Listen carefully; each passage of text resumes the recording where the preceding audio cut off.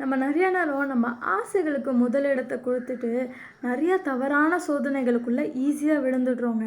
இதை விட்டுலாம் எப்படி வெளில வர்றது? இதை கேளுங்க. ஆக்சுவலாக ஏசப்பா இந்த பூமியில் இருக்கும்போது பிசாசு அவரையே சோதிக்கிறாங்க. நீங்களும் நானும் தான் ஏசப்பாவுக்கு வேணும்னு தெரிஞ்சுக்கிட்டு பிசாசு ஏசப்பா கிட்ட போயிட்டு, நீங்கள் என் காலில் விழுந்து என்னை ஆராதிங்க, நான் மற்ற எல்லா ஜனங்களையும் உங்கள் காலில் விழுந்து ஆராதிக்க வைக்கிறேன் அப்படின்னு சொல்லும் போது ஏசப்பா என்ன சொல்கிறாரு தெரியுமா? அப்பாலே போ சாத்தானே, தேவனாகிய ஒருவரே பணிந்து கொண்டு அவர் ஒருத்தரே ஆராதிக்கணும்னு எழுதியிருக்கு அப்படின்னு சொல்லும் போது பிசாசு அவரை விட்டு விலகி ஓடுறானா. பார்த்தீங்களா? ஏசப்பாவுக்கு சோதனைன்னு வரும்போது ஏசப்பா முதல் இடத்த அவர் தேவனுக்கு கொடுக்கும் போது சோதனையே அவர் விட்டு ஓடி போகுது. பார்த்தீங்களா? அதே மாதிரி நமக்கு ஒரு விஷயம் சோதனைன்னு வரும்போது நம்ம முதலாவது இடத்துல தேவனை வைக்கும் போது இந்த சோதனையை நம்மளை விட்டு ஓடிடுங்க. நம்ம எதுவும் கஷ்டப்படவே வேண்டாம். நீங்கள் ஏசப்பாவை முதல் இடத்துல வைங்க.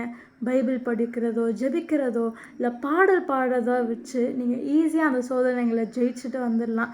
விடுதலைக்குள்ளே வாங்க, சந்தோஷமாக இருங்க. God bless you.